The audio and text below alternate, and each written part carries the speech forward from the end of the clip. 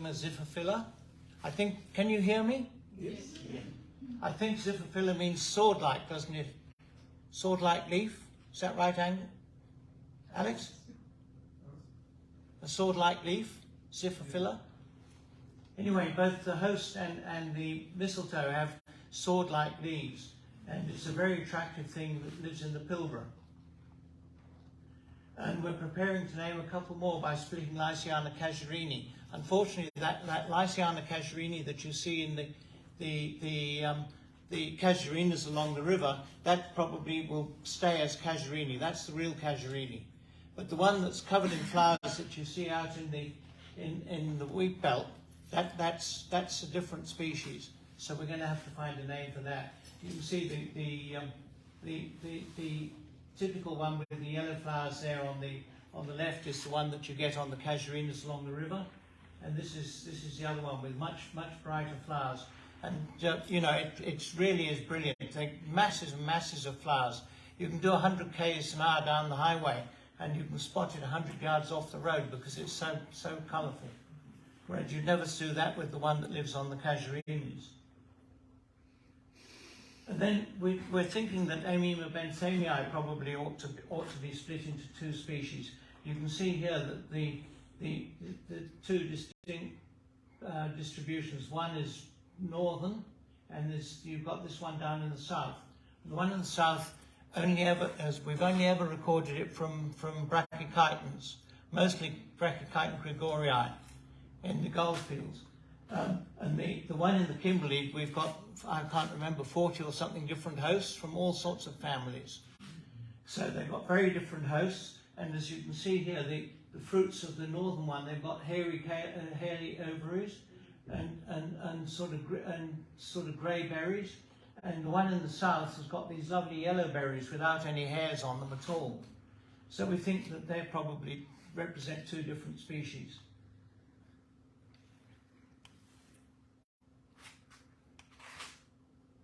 Help. Here we go. My interest in mistletoe started in Kenya when I was a kid, and I was brought up under the wing of the then curator of birds at the National Museum in Nairobi. But he was very keen on butterflies as well, particularly Lycaenia butterflies. And as kids, his son and I used to have to look for mistletoes, and then search the mistletoes for caterpillars, these scrawny little things here. And if we were silly enough to find a caterpillar, well, we had to feed it until it pupated and matured, and when it hatched, we'd have to hand it over to John. But they're really beautiful. We have the same genus of butterflies, the same type of butterflies here in Australia. These brilliant blue Lycaenids. They're lovely things. And so I was interested in mistletoes, finding mistletoes for the butterflies. When I came to Australia, I found there were more butterflies that fed on mistletoes. And there were some fantastic birds that fed on mistletoes too.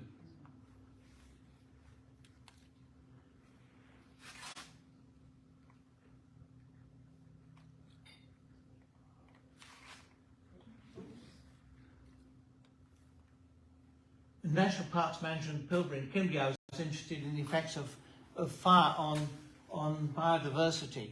So I wanted to find places that had not had too many fires, so I had a fairly mild fire regime that I can compare with places that got burnt a lot. And then I realized that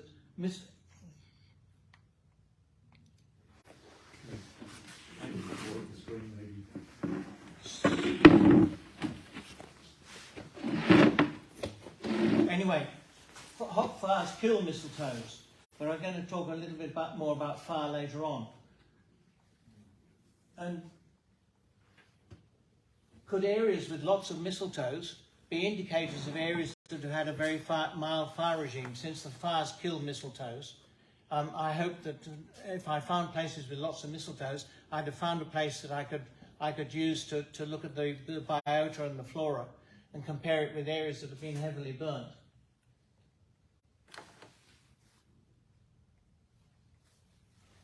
There's a rare bit of savanna in the Kimberley that hasn't been burnt for quite a while. You don't see very much of that these days. And it's killing a lot of the mistletoes too. Do we have to do it on there?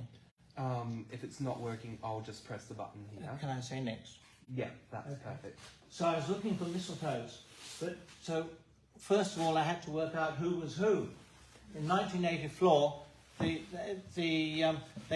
Brian Barlow published the Mistletoes of Australia in the Flora of Australia series, which you're probably all familiar with. So that was great. I could actually identify them. Okay.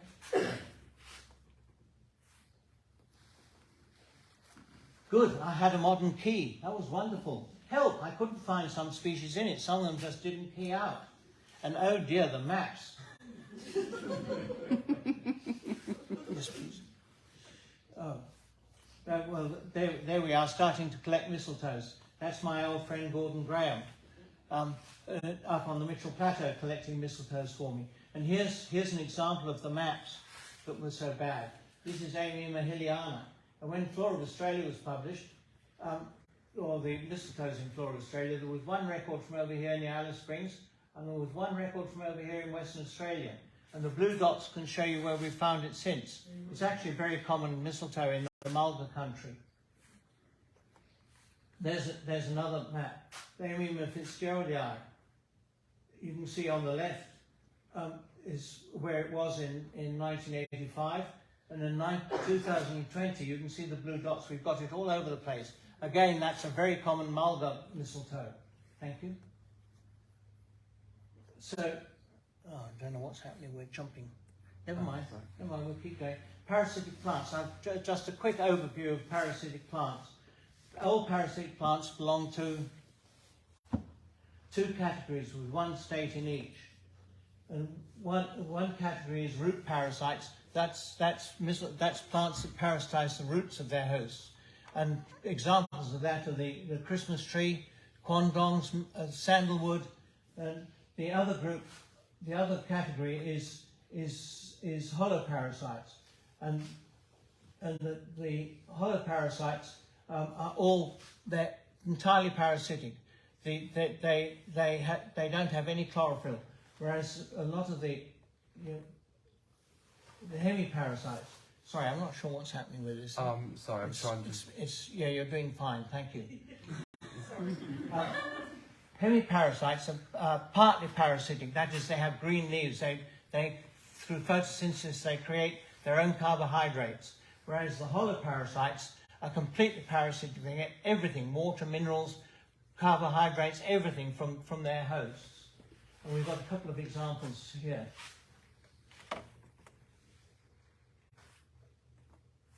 You're probably familiar with the old broomrote. That's a holoparasite, and it's a root parasite. It parasitizes the roots of its hosts. It has to get everything from its hosts. Thank you. And we've got a lovely genus called Pilostyles here in Western Australia. This is Pilostyles coccinioidea. Coccinidea.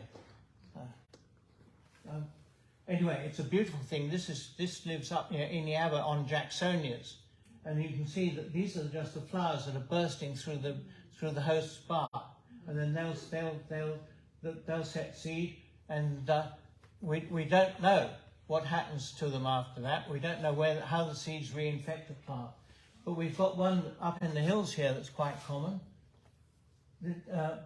Pilostyles hamiltoniana, which grows on Davisia species. Has anybody seen them on the hills? They're quite common in the hills. I have had a colleague who has seen them. Okay. I've never seen them personally though. They're fairly common. Yeah, I do look out for them. Come up to Roleystone and I'll show you them. Ah, okay, excellent. And hemiparasitic root parasites are things like the quandong, which have got green leaves, so they produce their own carbohydrates through photosynthesis. But they have to get all the mineral nutrients and their water from their hosts. Yes, please. And there's a thing called striga, which is a genus of plants that's in the broomrake family now. And they're quite common in the Pilbara and the Spinifex country. And they're just a great part of our natural flora. They're really lovely things. But in Africa, they can reduce maize crops and things like that of struggling communities by 30–40%. and they're absolutely beautiful. But you can see what the maize crop behind the lady is looking like, all brown leaves, and it's all withering up. It's costing a lot of money and a lot of heartache in Africa. Okay, so let's talk about mistletoes. There's a mistletoe growing on. What are mistletoes? Yes, please. They're hemiparasitic, so that means they've got green leaves, they photosynthesize their own carbohydrates, but they have to get all the mineral nutrients and the water from their hosts. And they're stem parasites. A mistletoe describes a growth form. It's a hemiparasitic plant that grows on the branches of its hosts. So, Neuzia, Christmas trees, are not mistletoes. They're often described as mistletoes, but they're not. They're in the same family as a lot of our mistletoes, but the term mistletoe does not describe a taxonomic group. It describes a growth form. And you see the same thing with things like samphires. There are lots of different plants from different families in samphires and also in mangroves. So it describes the mangroves, many different species, but they're not related to each other. I mean, amongst the mangroves, there's a palm and there's plumbago. You know the garden plumbago? There's a species in the plumbago family that's a mangrove. So botanically in WA, we've got two families with mistletoes in them.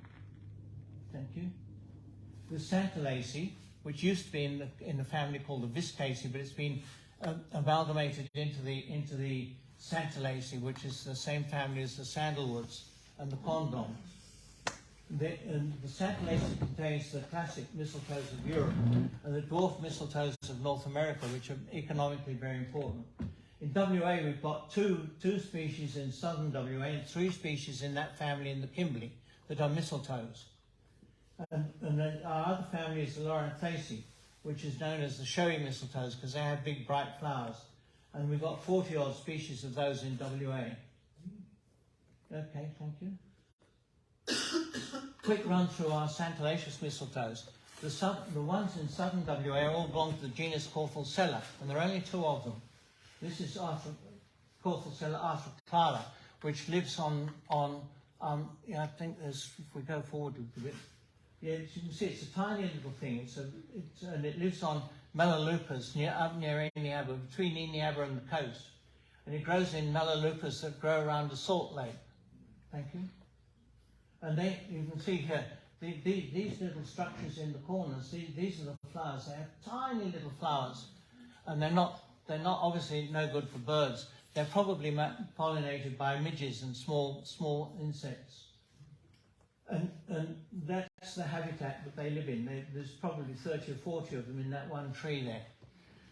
And one of the interesting things about Corphalcella is that the fruits build up hydrostatic pressure in the fruit.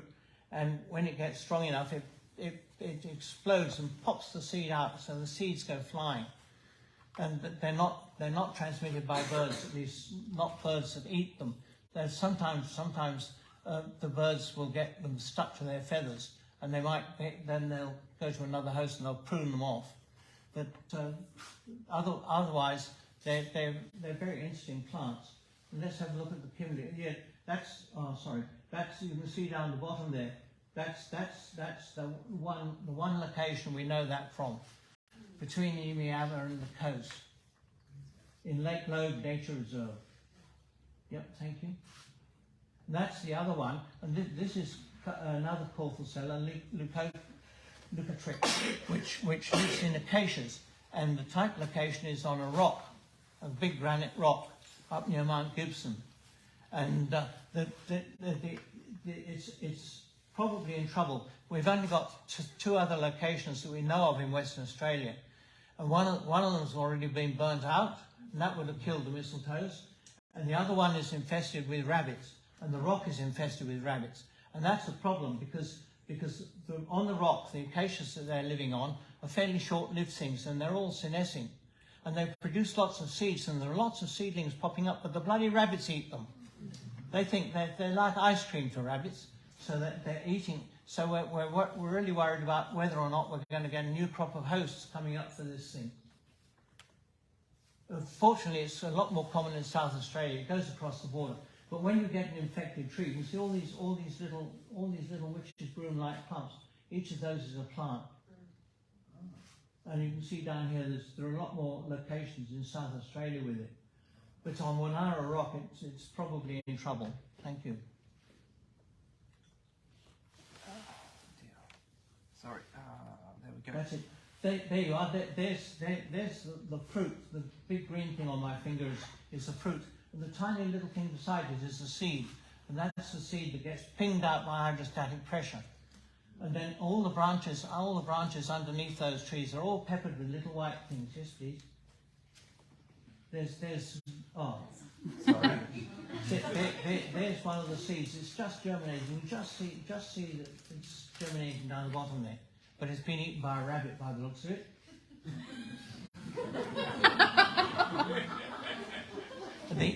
The other genus in this family that we've got is Viscum. Viscum has a very wide distribution. There are Viscums in Africa, and there are Viscums all through Arabia and India, right through Southeast Asia. And we've got 3 species in the Kimberley. Yes, please. That's Viscum articulatum, which is quite a nice thing. And they've got much bigger fruits. And those birds do eat those fruits. But I wouldn't advise you to try them. And although the showy mistletoe seeds, their fruits are delicious, they're worth sucking. But these things can be quite toxic to people. Although the birds seem to eat them with impunity. Thank you. Yeah, there's a whole string of seeds that have been defecated by a bird. And if you look closely, you can see these little whiskers on some of them. They're actually germinating before they've hit the ground. And unless they've found land on a branch of a nice host, they're just withered. They're just going to be dead. They're gone. And that's another species of Viscum we have in the Kimberley is a thing called Viscum alveolifolium, which also occurs all the way from India through southern China into northern Australia. It's actually quite rare in Western Australia. We've only got about 3 records on it from Western Australia. And there's not many in the eastern states either. Thank you. Our third Viscum is a thing called Viscum whitei, which is rather like the articulatum. And this is an Australian endemic. And it differs in that it's got proper leaves. The other Viscums, the other Viscum articulatum, which looks like it, just had tiny little scale leaves at the internodes. They're really nothing, whereas this one's got proper leaves. Thank you. And the other ones that haven't got the proper leaves, they've got green stems. All their photosynthesis takes place in their stems, not in leaves. The other family that we've got of mistletoes in Australia are the showy mistletoes. And they're in the family Loranthaceae. A quick run through some of the Loranthaceae of southern WA. That's Amema linophila. That's very common in the casuarines along the river. And it has fantastic, beautiful flowers. This is a cavity. This is Lyciana casuarini, and you can see that it's quite colourful, even in that photograph. That's the one that's going to get a new name, the one in the wheat belt. This is Amema fitzgeraldii, which grows on mulgars. That's the one that had very few records before when the Flora of Australia version was published, and now we've got it everywhere you get mulgars. Within the mulgar belt, it very rarely affects other acacias. But when you get outside the mulgar belt, like around Northampton, up near Geraldton, it comes onto other acacias, and it's very common on all sorts of other acacias. But when you get in the mulgar, it just sticks pretty much to mulgar. It's got these beautiful little red berries, and if you see them, have a feed. Just pop it open, and the seed will pop out, and it's covered in this sort of sticky mucilage stuff, and that's very sweet. And you suck that until you're only left with the viscum on the seed itself, and you wipe that onto a branch, and it might grow. And some of them are very beautiful. This is Amema gibberella, which is a fantastic mistletoe. It's very common in the wheat belt. Thank you. And there were 2 varieties of that. We've got gibberella, which had hairs on the leaves, and variety tatii, which has it's got no hairs at all on the leaves. You can see these green needle-like leaves, and there are no hairs at all on tatii. Thank you. And that's Tagii again. They've still got the hairs on the flowers, but not on the leaves. Melaleuca, that's an interesting one. It grows on Melaleucas, and it's got a very interesting distribution. It occurs up here around Shark Bay. Then the type location is Rottnest Island, and it appears to be extinct on Rottnest, but it does still live on Garden Island. And then between Shark Bay and Esperance and Israelite Bay, there are just the Garden Island, and it used to be on Rottnest Island. And we think that gap is probably because its host is Melaleuca lanceolata, which tends to grow in thickets. And a fire goes through and it burns out the whole thicket, it kills all the mistletoes. And the Melaleucas will regenerate, but the mistletoes are gone. And it's just a process of cumulative effect of fires in those Melaleucas all along the coast here has probably eliminated from the coast all the way from Israelite Bay to Shark Bay. Okay, thanks. Imimimquelia, you must know this one. This common, it grows in all the eucalypts. It's got coppery bronzy leaves. Beautiful thing. There you are, in a paddock. You must have seen those. Thank you. And Imimim miraculosa, we've got two varieties of that. This one has got the smallest flowers of any mistletoe in this family in Australia. This subspecies is endemic to Western Australia. It occurs along the coast up as far as Exmouth, Ningaloo, that coast out there, and then it occurs all the way through down into the wheat belt. And then from further out in the wheat belt, well, they've got lovely little yellow fruits. Most of the mistletoes have got red fruits, like the red flowers, and the red attracts birds. But occasionally you get mistletoes with yellow fruits. This is subspecies miraculosa, which is the other subspecies, and this one occurs all the way through. It's very common all through the eastern states, and it's got much bigger flowers. I'll read this one. Amium apretia, you must know this. It kills all those lovely exotic weedy acacias that grow in the hills. It's a champion plant. The only trouble is, it doesn't kill the host until the host has set lots of seeds. When the host dies, the mistletoe dies too, and all the seeds come up, and there's no mistletoe to kill them. But it does its best. Okay. And that usually has red flowers, but just every so often you get it with yellow flowers. And it has these lovely pink fruits. And you can see the dead star remains on the fruits. Sometimes the fruits are much paler than that. Sometimes they're just almost white with little pink dots all over them. My favourite is Amium nestor. It's a fantastic, beautiful thing. And you can't actually see it clearly in that photograph. What it has is two lots of 3 flowers on each side, on 2 forks. And the 3 are all parallel, so we're looking sort of end on at a row of 3 flowers there. And each flower's... Oh, okay. Sorry. No, that's all right, keep going. And it's had lovely woolly fruits too. There you go. There's its woolly fruits. And it has, unusual for this genus, the leaves have veins coming off the midrab, whereas most of our Australian mistletoes in this family, the veins all start from the base of the leaf, at the base of the PTL, top of the PTL, and they spread, very often 3 of them, up along the leaf. And they don't have veins coming off the midrab, like this one does. Okay? So just sort of summarising, WA, we've got 5 genera in WA, there are 5 in the Kimberley, there are 3 genera in the arid zone, and then there's 2 in the southwest. And amongst the species, again, 40 in WA, 24 in the Kimberley, 22 in the arid zone, and about 9 in the southwest. And the arid zone ones have mostly come in across the top. They've come into Australia from New Guinea through Cape York, and they've evolved and spread around the coast of Australia. Whereas the arid zone ones have got things that have gone down the east coast and then managed to migrate across the deserts back into the west.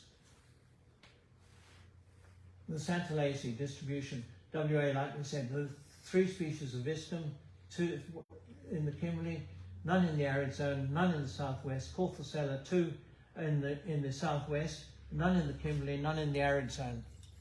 Thanks. Like some ecological issues, fire kills almost all mistletoes. There are one or two exceptions we'll come to.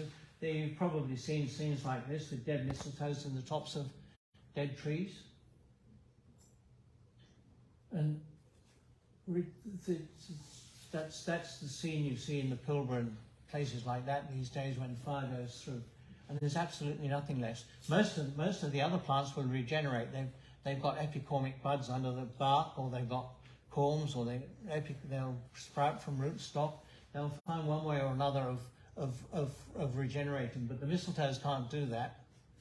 Once the mistletoe is killed, it only germinates from fresh seed, and the fresh seed has to be planted on a living host, and not only just a living host, but it has to have the right thickness of branch, because if the bark's too thick, they can't tap into the host's xylem system. So it's really is a big problem. Fire survival strategies.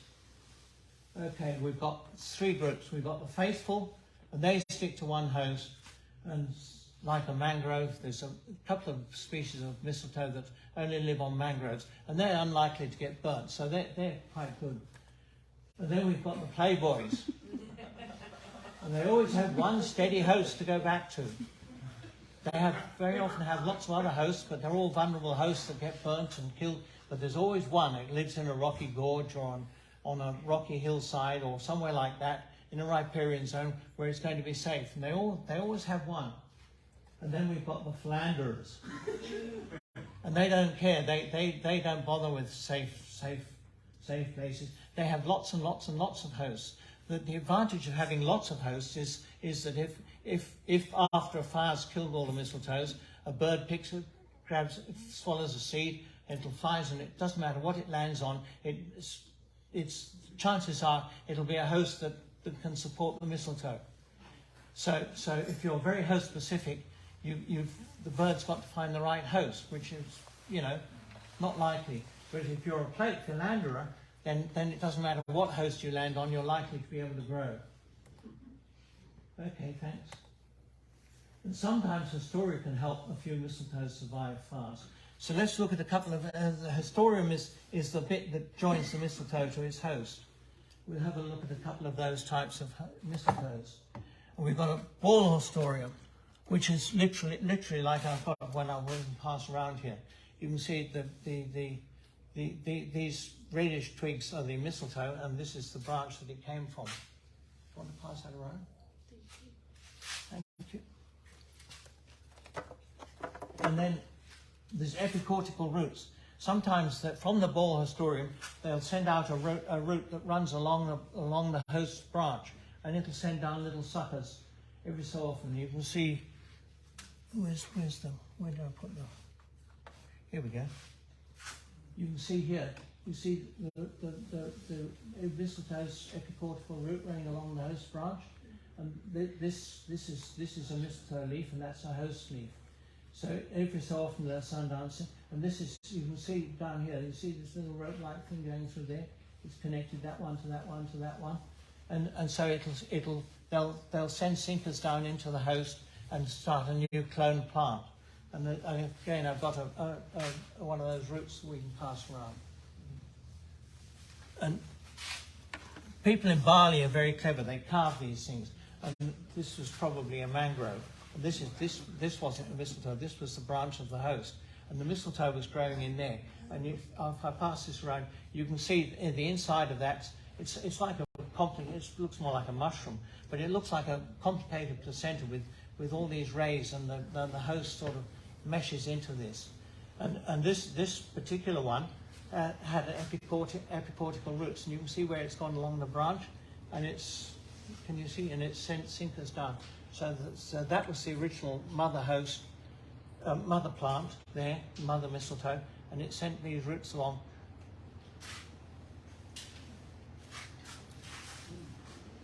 And then there's a thing we call the ramifying Historia, where the root, instead of running on the outside of the host branch, it runs along underneath the bark, along the host branch. And again, every so often, it can send. Sorry. it'll send up a shoot, and so they're quite good. And if the host is a eucalypt and that mistletoe's got ramifying hystoria and the fire comes through, you know how the eucalypt will send out all these little epicormic shoots? You find the little mistletoe shoots popping up alongside the eucalypt's epicortical the new shoots on the mistletoe, on the eucalypt. Okay, thank you. And then there's a thing called Dendropteria casioides, which sometimes this picture. This is the host branch, and it's died from here on. Sometimes the mistletoes kill the branch beyond the point that they infect. This one has, but it's caused the host to swarm up each side of it. This is the mistletoe itself in the middle here.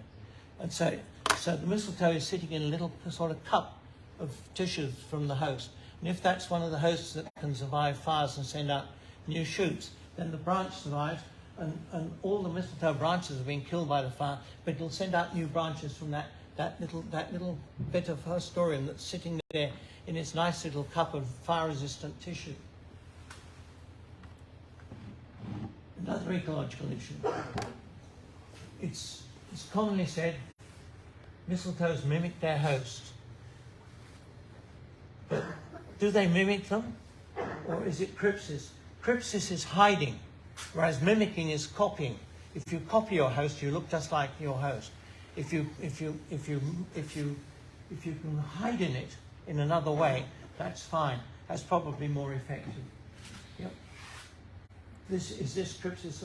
This is the mistletoe you're probably familiar with that grows in the casuarinas along the river, Amyum linophila, and it looks just like, its leaves look just like the thin twigs of the casuarinas. And so it's, yeah, okay, that's the same one. Thank you. And most of the mistletoes that grow in eucalypts tend to have long leaves. This is a leaf here, the shiny one. The two on the right are eucalypts. The two on the left are mistletoes. And the mistletoes that live in eucalypts very often have these long leaves. So the whole mistletoe tends to hang down in a big teardrop, rather like the bunches of leaves you get on the tops of eucalypts. And so, but who are they hiding from? Well, they're not hiding from possums, because possums love mistletoes. And in New Zealand, it's a real problem. And they're not hiding from insects, because insects are probably the greatest herbivores of mistletoes, far more than any of the things like possums. But they do need the fellows on the right, the honey eaters, to pollinate them, and the mistletoe birds to distribute their seeds. So they have to be visible to those, but they have to hide from the things that might eat them. In New Zealand, a couple of New Zealand mistletoes are in real trouble. And so one of them is extinct, and it was always put down to the decline in mistletoes in New Zealand was put down to Australian possums eating them. But so it actually turns out to be quite different. What the New Zealanders have done is get rid of all their birds. And the birds that pollinate them aren't there to pollinate them anymore. So they're not setting seed. And I'm sure the possums are eating them, but they're not killing them out. It's the fact that they're not they're not being able to set seed because they're not being pollinated that is the real problem with New Zealand's mistletoes. And here we are. This is in the Bickley Valley. You can see that Amyum miquelii sitting here in the Mary crown. That's how a bird might see it. But that's how a possum might see it at night. So they're hiding quite well. But it's really crypsis. They don't really look like the eucalypt at all. But they're hiding because they've developed a similar shape, similar form. Okay, thanks. And here's one. You can see the red flowers of the mistletoe. And this is growing in a cajuput, a bank at Crossing Pool in Millstream. But these paler green leaves, like these ones here, they're actually mistletoe leaves. And so this mistletoe is growing along in the hiding very, very happily in the cajuput. It's not mimicking it at all. The leaves are quite different. They're different colours. they're different shapes, but it's hiding because overall the whole appearance of the mistletoe and the whole appearance of the canopy looks very similar. But they've got red flowers, so that's a signal for the birds. We know where to find them. Bugger the possums. Constant. Many species in trouble. We talked a bit about Amima melaleuca that's died out all the way from Shark Bay to Israelite Bay. Yes. In Spinifex Desert, mistletoes have almost completely disappeared from the Spinifex deserts. They've completely disappeared from an awful lot of the Pilbara. Very few mistletoes left in the Pilbara, except along the rivers, where they're sheltered from fire to some extent, and in the rocky gorges. But mulga's interesting because mulga very seldom has spinifex in the understory. And if it doesn't have spinifex in the understory, it doesn't carry fires very well. So mistletoe survive quite well in the mulga country. But in the spinifex country, where the spinifex burns and scorches all the hosts, the mistletoes are just about gone. And the Kimberley savannas are about the same. But again, in the Kimberley, it's rocky gorges and rocky hillsides and riverside, riparian areas where the fires don't scorch the treetops. It's where the mistletoes are surviving. And state forests, you can drive along the highway, the Brookton Highway, and you can see the mistletoes every so often. There's a whole lot of mistletoes. But you get off the road into the state forests, and the mistletoe, there's virtually no mistletoes left in state forests. Lots of potential hosts and lots of seed sources around the fringes, but there's no mistletoes left there. Why is that? And threats include fire, and they include clearing, and they include salt. Salt coming up. The Corthel seller I mentioned that lives on the salt lakes near Eneabba. One of the problems there is that all the surrounding country is farm. And there's lots of hydrocarbon potential there. So there's a real risk of changes to the hydrological properties and salt rising up. And if too much salt rises up in those salt lakes, it'll kill the hosts, and the mistletoes have gone too.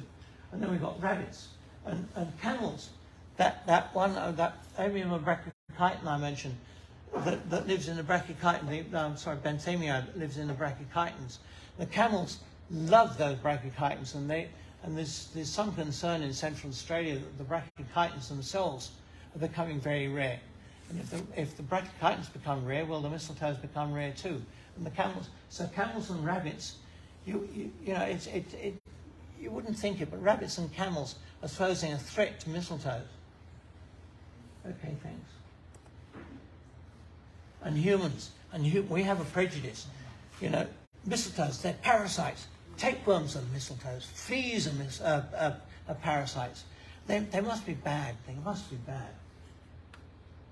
So are they friend or foe? Perceptions, parasites are bad.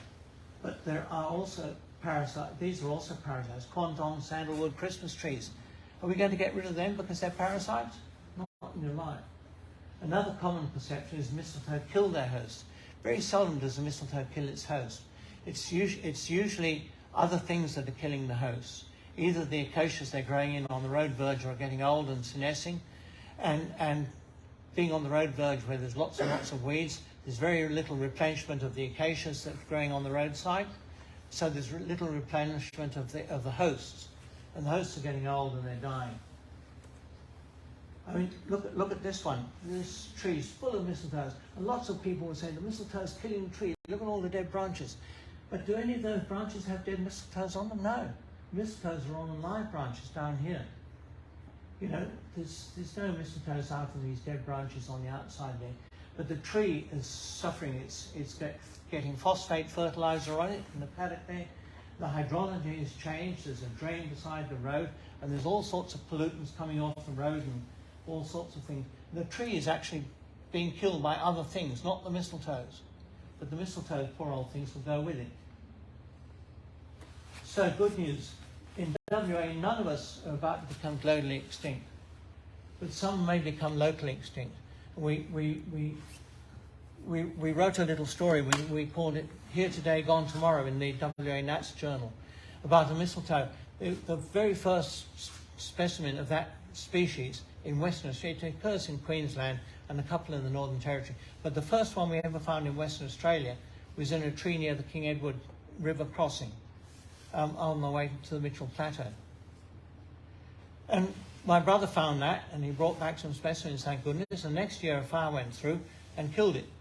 And that was the only one we know of. So the only specimen we know of in Western Australia was killed by a fire. So that one may become locally extinct. So, friends, keystone species. A guy called David Watson's done a lot of work on mistletoes in the eastern states, and he's studied birds and mistletoes. And he's found that in the woodlands, if you've got a lot of mistletoes, you have a lot of birds. And if you've got no mistletoes, you have far fewer birds. And they're not just the birds that feed on mistletoes. He got one area where there were a lot of mistletoes in the woodland, and he cleaned all the mistletoes off one half and left all the mistletoes on the other half. A number of bird species in the site that he retained mistletoes, the bird numbers stayed right up. But where they took the mistletoes out, lots and lots of birds disappeared from that section. And they think it's because the mistletoe leaves fall very quickly, and they rot down very quickly, and they recycle the nutrients, whereas the sclerophyll leaves of our eucalypts take a long time to circulate nutrients. So they're keystone species. They're food for birds, and they're food for butterflies, and they sustain the pollinators, and they sustain the seed dispersers, and of other plants. Nutrient recycle, I've just mentioned David Watson, and he's actually worked on this nutrient recycling of areas that have got lots of mistletoes. And nutrient recycling produces healthier trees that support more insects. So the insectivorous birds do better in the trees that are getting the better nutrition. So, mistletoes are native. They're important keystone species. They're in trouble in some places. They're sometimes mistaken for pests. So keep a balanced mind and value their contribution to biodiversity and beauty. Acknowledgements. Some people have given me some marvellous photographs that we've used in the book and the talk. Thank you to all those people. And thank you for your patience, and good night.